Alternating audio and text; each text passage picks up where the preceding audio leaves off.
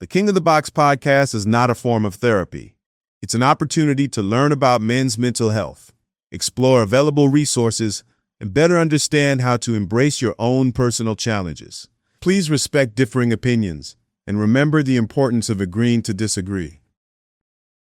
I've been able to get to a place where I realized that my dad did the best that he could. I can't continue on this path of self-destruction per se, for lack of a better word. A lot of men have had those shitty experiences of they opened up and they were met with that resistance of that's not what a man is supposed to do. Men don't cry, boys don't cry. When you hear that consistently, you start to believe it. It starts to become truth. Put on this tough face. We have to be tough. We have to be strong for everybody. Something that we have to kind of go away from.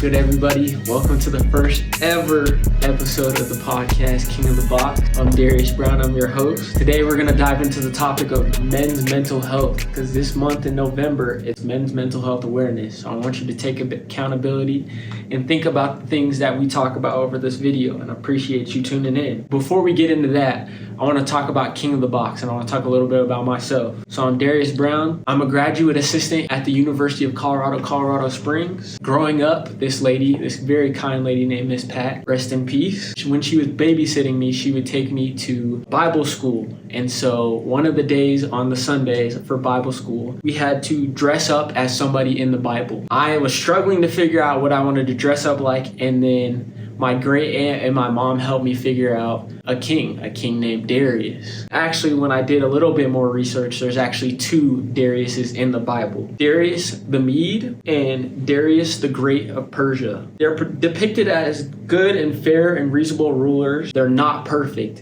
and I feel like that's a good character for me because I'm not perfect. We're human beings. We're not perfect people. And they are respectful of God and supportive of his people. So that's something I always loved, and that king part always stuck with me. I use it for my Xbox gamer tags. I use it for almost my Instagram. All my different things got king in it just because I try to strive to have that king mentality because I want to be able to help the people around me. We're going to get into this podcast. Trust me, subscribe, and I hope you like it. Appreciate it. I just want to see how everybody is. Just a little check-in. So it's mental health awareness, check-in on the boys.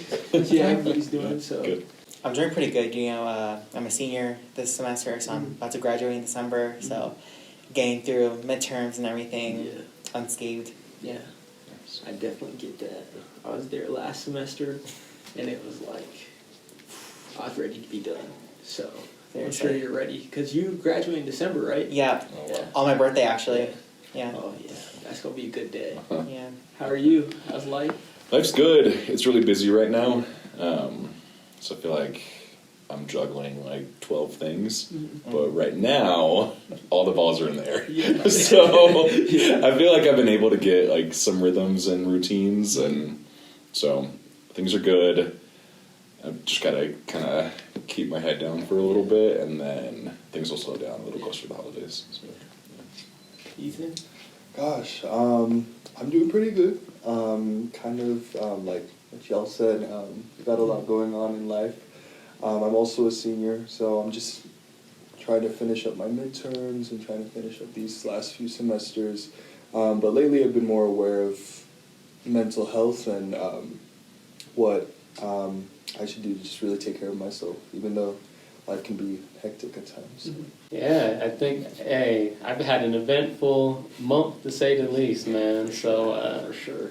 Trying to keep my head up, trying to figure out how to make sure I don't start losing my mind as I go through some of these different challenges. Mm-hmm. I definitely say, for me, I'd say I'm good. I've been lately, I feel like I've been doing a lot of reflection, especially because I'm at that point in my life where it's I'm out of college, but I'm also in grad school now, and I got to start making those steps to be able to grow in life. And so I've been kind of just thinking about the different, how far I've come, and then the things I still want to achieve, and just doing a lot of fun things too at the same time. So just kind of figuring out and kind of reflecting and trying to know where I want to go from here on out. So, but since we're kind of on the topic of this whole, we all got things going on in our lives. So let's first get into like, so what do you do, I guess? So like, what specifically like is your job? And So I don't know where to look. My name is Tyler. I'm one of the therapists here at the Wellness Center. So my title is mental health clinician. Individual, couples, and group therapy here for students, and then we also serve as kind of a training facility for people getting their master's or PhDs or PsyDs, and so I do some of the training for the younger clinicians that are coming up as well. Exciting. Yeah. Wow. Yeah. I considered doing that, and then I was like, I don't know if I could do that. I don't know if I got that back in me. Yeah. But, so now I can actually ask my question of like, so like you have stuff going on in your life. So like, how do you help somebody when you know you got all this stuff going on in your life? Yeah. Yeah, it's really important for me to make sure that I'm like owning my own process. So making sure that I'm doing self-care, making sure that I'm like working my shit out like off stage, because it's gonna show up. Like even one of my clients this morning, like something that she was talking about was oh fuck, like I don't know if I can cuss or not. Oh yeah, we're all adults here. Yeah, great. It was just like something she was talking about was very much something that had recently happened with me, and that's just how life is. That's especially how therapy is. But it's my responsibility to make sure that I have worked through that to the point that I'm not just going to get like overwhelmed with my shit in session. So it's really important for me to make sure that I'm like sleeping right, eating right, getting to the gym, taking care of my like basic functions at the core level. And then it's important that I'm like talking about stuff. There's been periods of my life where I've been in therapy for myself, and that's been really important because, like, stuff like that's going to show up. It's funny because I don't know if you remember this, but when I decided to finally go into therapy, you were the person that screened me, and so that was like you were a part of that journey for me, and especially because I was going to ask you like. It took me till my senior year of college, kind of junior year of college, to finally be like, okay, like I need this help. And so I kind of curious to know what you would have said to me my freshman year, where that for me was like, I finally was able to like life was different for me. Like I stopped playing football, I stopped playing baseball, so I wasn't waking up and getting up for sports anymore. And that was like the first time in my life I actually had to like sit down and deal with all the things that happened during COVID, like my sister passing. And so, like, I guess I'm curious to know what you would have said to me in that moment where I kind of felt very overwhelmed, but also very angry at that time. And so, Yeah, we all get to where we're at in the time when we're supposed to, right? So there's no, like, exact right time for someone to start therapy.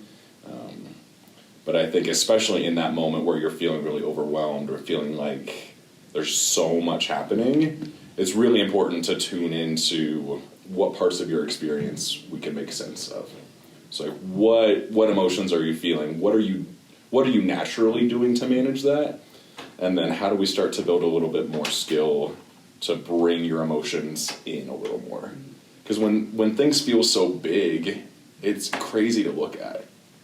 It's like there's just too much. And so how do we start to like turn the volume down a little bit? Because then we can look at what's causing it. But when it's just like screaming there, there's no way to like do that internal piece of it because you just got to manage the crisis, you know? Yeah. I definitely say it's a journey, and I'm sure the rest of us kind of are going through a similar journey, especially because you look at us and we're all men in this room and we come from different shades, different backgrounds, and all these different things. And you kind of look at men's health, and I watched this podcast yesterday, and something I really liked that they talked about was the silent battles. And so they talked about how just smiling in front of the cameras, but behind the scenes they're just dying. And so that was something that really like hit me, because I was like, that is so true. Like, I had this whole concept of putting on a face, like to my friends, to like my schoolmates, to my teachers, to my parents, to like everybody. So I had like different faces for everything. And so just looking at that journey of like where I recognized that this is not like okay, like I shouldn't be doing that. I should be trying to figure out other ways to do things. And so it even thinks about like the bigger thing of like a stigma, the stigma of like asking for help is bad, or like you're soft for doing that, or like toughen up. And at the end of the day, it's like, it's fuck that. Yeah. It's like, the power of actually going to get the things you need to get is far more stronger, and like helps you so much more achieve things in your life than bottling things up. And that's one thing I definitely learned. Like, once I stopped bottling my things up and I was just saying things how I felt, like I felt so like great. Good. And I don't think that's something that us as men think about all the time, because like we have to be this tough, put on this tough face. We have to like be tough, like we have to be strong for everybody. And so I think it's just something that we have to kind of go away from. Touching on that, I was wondering for you, he kind of asked that point in his life where he was overwhelmed and angry, or just also for both Irv and Ethan as well. What, I guess, would each of you say was the thing for you that made it click? Because like Darius said, for some men it's, I can't do that shit because of my family background. I can't do it because I've been told my whole life not to be emotional, not to express what I actually feel. Or a lot of men have had those shitty experiences of they opened up and they were met with that resistance of that's not what a man is supposed to do because of the stigma. So for all of us, I was kind of wondering what for you personally clicked of this is more than okay, and I need to make sure other men know it's more than okay. I know for me, growing up in a Filipino or Asian household, one thing that I heard a lot growing up was men don't cry. So I remembered like as like a 5-6-year-old, you know, I would be crying, shoot. I'm a child, you know? But I would be told, you know, like to wipe those tears, men don't cry, boys don't cry. And I think for a while, you know, when you hear that consistently, and you start to believe it, it starts to become truth. A time in my life where it really clicked for me was when my parents, we kind of sat down and really talked about mental health. This was back in high school, and I just remembered, you know, my parents talking about even them potentially going to therapy. And for me, that was like very eye-opening in that, you know, to see your parents, like culturally speaking, you know, therapy, depression, anxiety, that's like, it's kind of untouched, if you will. So seeing them really take that on, it kind of showed, hey, maybe it is okay to let it out sometimes, or to release it, to tell someone, to get help, you know. Yeah, that was, for me, that was my experience. Yeah. Yeah, very piggybacking off of EJ, I definitely understand, because I also grew up in a Hispanic household, so Mexican immigrant parents and stuff like that. It was always like not necessarily looked down upon, but more so like it just, when I told my parents like, oh, I want to be a mental health counselor, like I want to do art therapy, it was kind of like well, like why do you want to get therapy if you're going to be giving therapy? And wise words from my professors was like, therapy is not 100% altruistic. You know, you're gonna, like, if you're giving therapy, like, you're gonna help yourself in the process, you know? Tabling and stuff like that, I feel like I'm helping people on campus and everything, and also just, like, spreading the word to my people, and just saying, like, okay, just because you come from this background doesn't mean you know, you gotta take care of yourself, you know what I mean? Because a lot of, like, my mental health stuff really affected my physical health as well. For sure. In many ways, like, I was not sleeping. There was a point where, like, I was not eating correctly, you know. I was like, why do I feel so sick all the time? And I'm like, that's why. And that's why I realized I need to get help, you know. So just honestly breaking that stigma that we're talking about, like, as minorities, we're like, it's expected less of us to, like, go and, like, say, like, hey, I need to get therapy for this, etc., you know. Growing up in a black household, and I have 3 older sisters. I'm the youngest, which wasn't always ideal, especially a lot of the time being the only male, or it would be me and my dad, and I grew up seeing him not express emotions and not talk about what was bothering him, but being able to see all the different ways that he was coping, you know, some negative, some positive. And for me, when I was little, having heard not to cry, having heard, you know, women don't like men who cry, nobody wants to be friends with an emotional man, you know. So when I was younger, it made me mature faster, and like seeing people who they cope by drinking or they cope by smoking or whatever the hell it might be, like I just thought that's what life was, you know. Men aren't supposed to express what they feel, what they think. They're just fight, and that's just what you're supposed to do. And then my junior year, last year at UCCS, I had my own mental health crisis where I was my personal bottom of the barrel, which was a place I had been for so long because of that resistance to open up. And then just like talking to EJ, talking to Darius, Irv, other men, and understanding sometimes you're still going to get that resistance. And I think that's what's important for all men to know, is that realistically that's life and it's shitty. But at the same time, you talking to one man can change their life completely, and you might not even know it. Just giving them that opportunity to be real, be themselves, really does, for some people, change their entire life and how they view the world. And I definitely agree with that, especially because I also grew up in a black household, but we grew up very differently. Like me and you talked about it. It's like, for me, my dad, so my 8th grade year of middle school, we were supposed to move to Ohio, and we were supposed to kind of have this whole change.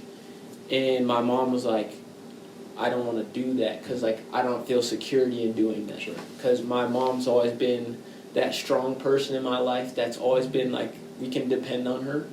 And so after that, my dad kind of went on by himself, and then after that, we were kind of just done after that. But for me, growing up the whole time, it was even when he was there before high school, it was like he was a ghost. And that's something I can remember. And so that's not somebody I've really been able to take much from. The things I can take is my love for movies and stuff. But being a man part, I was never really able to get that from him. And so I had to pick my role models, pick different things. My godbrother's dad, he coached me in basketball and other sports and trained me and things, so I was able to pick up things from him. I quit football after 4th grade, and I hated it. And my friend's goddad, my coach Mike, he kind of motivated me to get back into the sport and made me fall in love with football all over again. And so I was able to take things from him and the way he raises his kids. And so there's multiple role models that I've had in my life where I was I can pick these different things. My best friend's dad that lives right across the street, he implemented NFL Sundays where we all come together and we eat wings every Sunday. And so I didn't have, Kamani said, that man to be able to look at that. And so for me, growing up, I had to be the man myself, especially after my dad left. I had to actually step up because I had to be a man in my house. I had to be that man for my mom. I had to toughen up too, and I couldn't show weakness. And then I got to high school, distractions. Distractions take me away from that. I was a dual sport athlete. I played baseball and basketball, or not basketball. I suck at basketball. But football.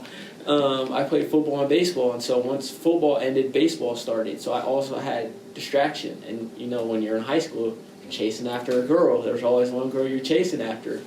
And so I was very distracted. And even when the COVID thing happened, I was trying to distract myself still, even though, like, that time was when my sister, like, that whole thing started with her and her going through chemo and all those different things.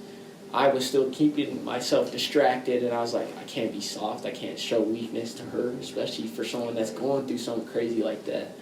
And so once she did pass, and then next thing you know, Darius, it's time for you to go to college, I was like, man, like, I don't know how I'm supposed to feel. Like, what's this mental health thing? Like, what's this, like, what am I supposed to do about this? Like, I can't go ask for help. Like, I've been having to stand up to be a man myself this whole time. I can't ask for help. So for a couple years or throughout college, my freshman year, I was pushing people away. I was very angry. My sophomore year, I was angry still, but I was trying to still, like, I had good friends that I met that tried to keeping me close, and so that helped. And then by my junior year, that's when it really clicked. I was like, I need to do something about this, because, like, I see I'm slowly getting better, and these people around me are telling me I need to get better. And so I was like, I need to start doing something. And so then it was around my, like, junior year, I started writing a book. So, like, at one point, I'm planning to release a book about my whole life story, in a sense, kind of talking about how much I've grown. And so I planned on doing that, and so I wrote a lot, and then I was like, man, this feels good, but I feel like I need a little bit more. And so then that's how I got into my mental health, and so that was that switch that clicked in me, was that time. So one thing that you said that really stood out to me was thinking about the importance of role models in our lives. Because thinking back, like, I'm a little bit older than y'all. Like, when I was in college, there was probably a therapist, but, like, no one went to see them. Like, you had to be, like, in a crisis to go see the, like, one therapist that worked at the school that I went to. It was just, like, an entirely different world from a mental health perspective, from a, like, what masculinity looks and doesn't look like perspective. And that's even just, like, when I was y'all's age 15 years ago. So thinking about, like, what that would look like for, like, your dads or my dad or even, like, people's before then, it's kind of crazy to think about the worlds that they existed in and how that impacted them. Because my dad and I are good now, but, like, there have been some ups and downs there. And one of the things that's been really helpful for me is I've been able to get to a place where I realized that my dad did the best that he could with the tools that he had available, and that still wasn't enough. Like, he was doing his best, and I needed him to be doing something different. But, like, both of those things can be true. And that's really helped me kind of, like, turn the corner on that for him, and, like, not making excuses for anybody. Like, there are certainly some dads that are not doing the best that they could. This is not those situations. But it, like, there were some really big missing pieces in how I grew up and how I understood how to be the man that I want to be, that I didn't get there. And so for me, that's really helpful to keep inspiring me to be that for myself and for people in my life and for any people I haven't even met yet. Like, it helps me want to be that role model that I didn't have. yeah, I mean, I agree. I tell myself all the time that I'm striving to be the best man I can be. For my sister, I wear her on my neck every day. For my mom that raised a young black man in America. For, like, all these different people that have done so much for me. I want to be the best version of myself I can be in the future. So, Yeah, and what you said really stood out to me, that piece of multiple things can be true. That was the turning point for me. Again, my father has always been my role model, and we've always been close, but at the same time, he's never been a very expressive person, and to say that was something I copied for years and never let that not be the case, never gave myself the excuse that he could still be a great role model and a poor example of how I should express myself. And I could have still heard all of the things about men shouldn't open up, men shouldn't cry. We can't have these mental health conversations because of Hispanic households, Asian households, black households, and still understanding white household, any other culture, it's the same, you know? And you can only allow yourself to believe the lies that we grow up hearing for so long before you can accept the fact that it's okay to not be okay. And for me, that was something that, you know, started when I was elementary school. You know, things like insomnia, anxiety, depression, different other challenges I've dealt with. You know, it's important for me, and I think for everyone else, to understand that it doesn't have to be a 2-week thing. It's not a one day, few hours, oh, let me just go drink with my friends and forget about it. It's something that will haunt you as long as you avoid it. And at the same time, you can't always face things head on, you know? So even when we do avoid the challenges we face, it's important that we at least take one step for ourselves to do something to find fulfillment and not try and chase that in other people or expect it will just come to us at some point. And the crazy reality of it all is it's more than just mental health. It's across all different levels of health. Like, we covered health disparities the other day in my class, and we talked about, like, your physical health. Like, testicular cancer is, like, the number one thing that affects men all the time. You eating right.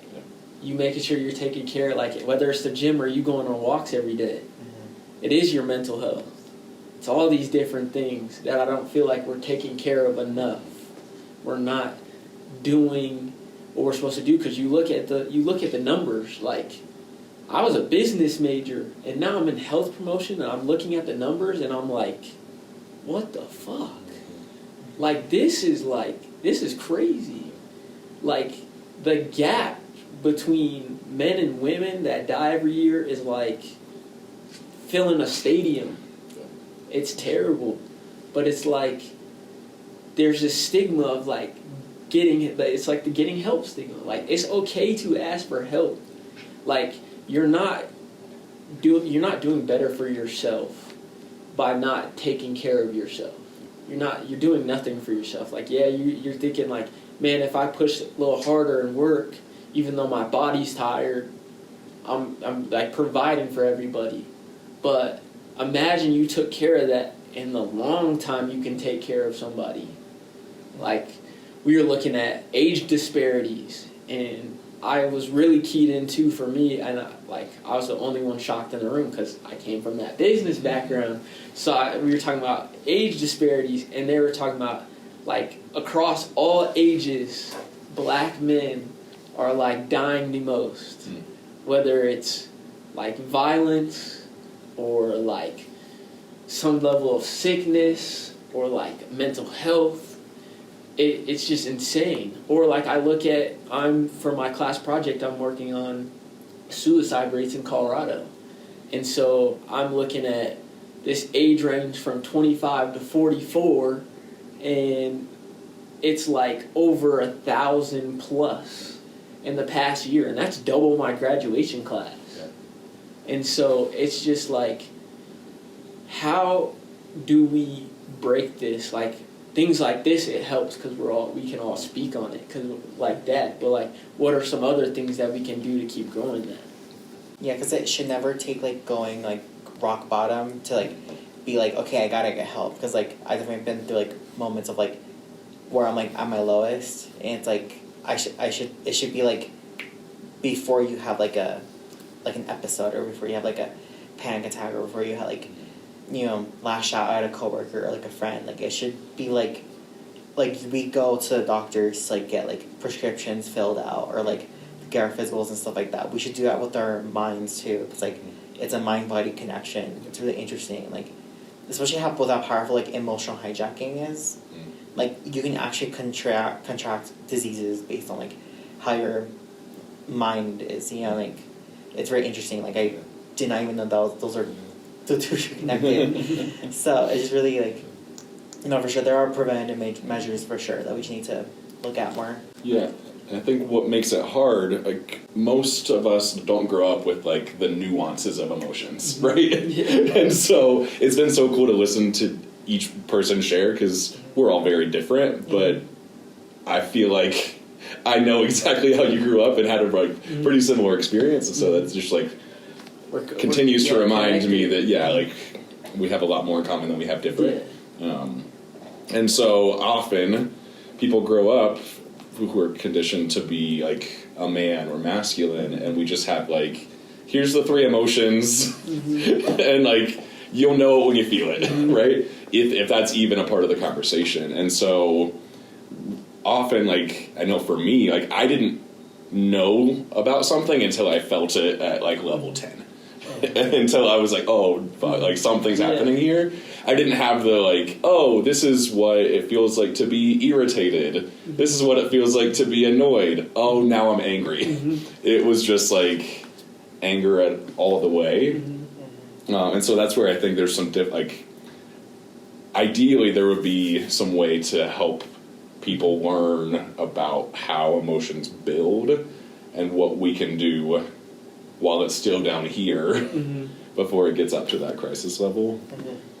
Yeah, I think with some of the last few minutes we have, it would be nice to just kind of hear everyone talk about their understanding of the fact that everybody's rock bottom is different, and not everybody, for some people, your rock bottom might be drinking, and obviously that has various degrees of seriousness, but for other men, their rock bottom could just be they can't get up every day. They don't have that motivation, whether it's, depression, anxiety, crying, panic attacks. Like, you shouldn't compare your pain, your suffering, your past to other people.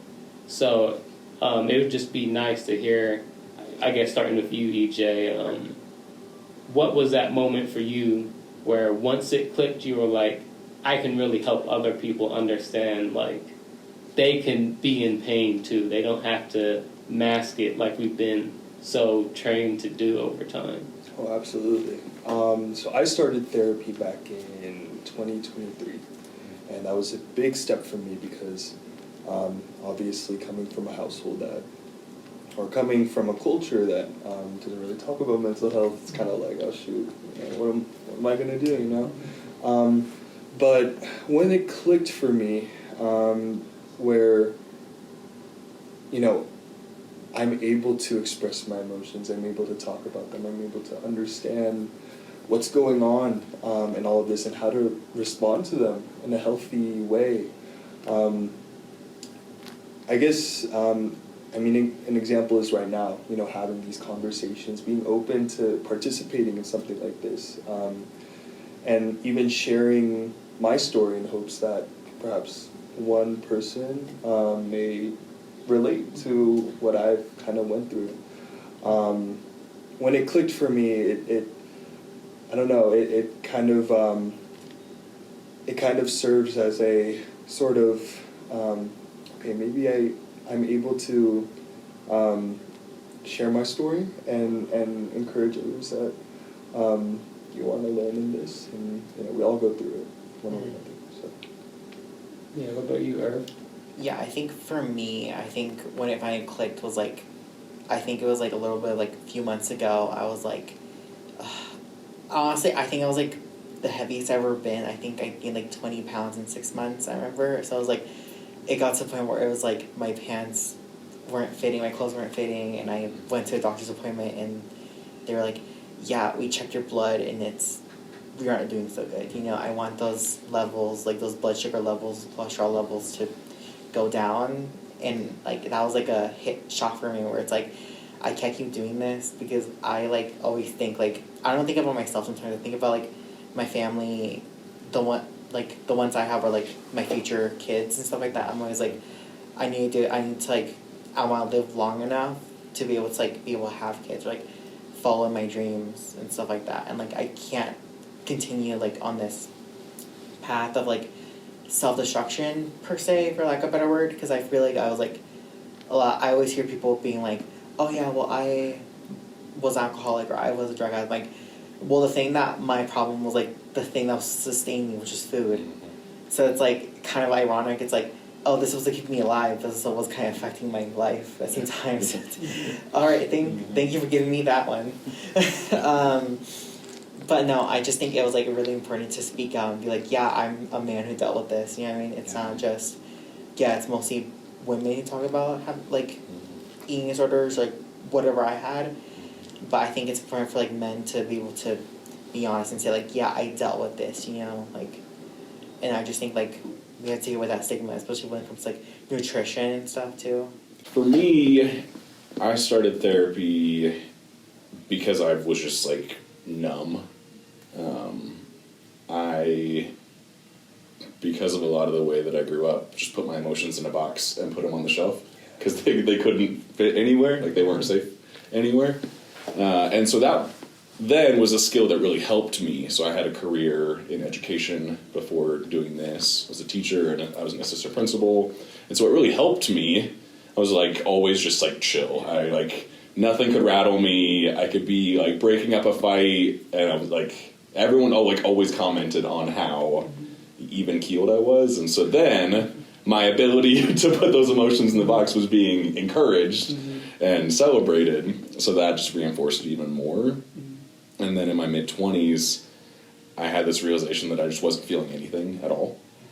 Like, situations that should have been making me happy or anything, I just going through the emotions. And so that was what, for me, really unlocked, like, I gotta do something different. Like, the rest of my life isn't meant to be just spent as, like, showing up. And so that really helped me realize that you can't just, like, mute the bad emotions. Emotions aren't bad or good, but, like, you can't just, like, avoid the ones that you don't want to feel. And so that has prompted me to want to work in mental health and want to do stuff like this. And I think one big way outside of this that I really feel called to be helpful is just, like, checking in on the people in my life and, like, actually checking in on them. Because we'll ask, are you good? Yeah. And you know that he's going to say, yeah. I'm good. But, like, yeah, right? Like, that's the answer. Everyone says, yeah, I'm good. But, like, actually having a real conversation about how, and then being open to, like, okay, well, like, if I ask, then I need to be available for whatever that conversation is going to be. So really, really looking out for the people in my life and then trying to be that person in, like, broader groups that I'm into. So, like, being a person that people know that they can come to for help has been a really meaningful thing for me. I think for me, it was like, man, I'm my mother's child. Like, I figured that out. It really clicked for me. The same time I found out I needed to go see therapy, because the same time I started going to therapy was the same time it clicked for me that, like, I don't want to be in sport management. Like, I love sports. I want to still do something in sports and work with sports. Like, eventually we'll probably be on a podcast talking about sports. But I want to help people. And so that's where the whole, I'm my mother's child. My mother's worked in social work for 20 years, 20 plus years. And so I was like, I want to help people. I want to be able to help athletes on and off field. I want to be able to help people in general. And so it led me into this health promotion realm. And so that was, like, the thing that clicked for me is, like, I want to help people. Like, I don't want to manage people. I don't want to try to get money from people. I want to do something where I'm actually helping somebody. And so that's what the thing that clicked with me. And so the last thing I want to leave before we let you go is, like, I do want to emphasize the fact of, like, it's okay to say you're not good. It's okay to say that. Like, if someone asks you how you're doing, you're okay. You're good to say, I'm having a day, or like, I'm just taking it day by day. And like, that could grow into a conversation, but it also doesn't have to. But you taking that step to say, I'm just, going day by day, is so much better than you lying to yourself and then just having to tell us a false lie of saying I'm good. But thank you. Yeah, thanks for having me. Appreciate it. All right. So how do you want to end it before? What we got? Yeah, I'm saying like, No, are you gonna do like that's a how I'm gonna end transition? it, right Oh, here. just leave it like that. You're not gonna be like, we're gonna pick up. It's just like, No segue to the next episode.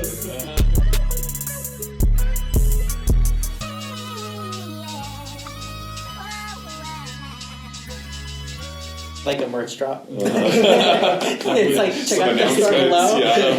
Make sure Like and subscribe, hit the subscribe. bell. You should keep like this part in of like this Yeah. conversation, so like people can see like this is natural. Yeah. This isn't scripted. It isn't.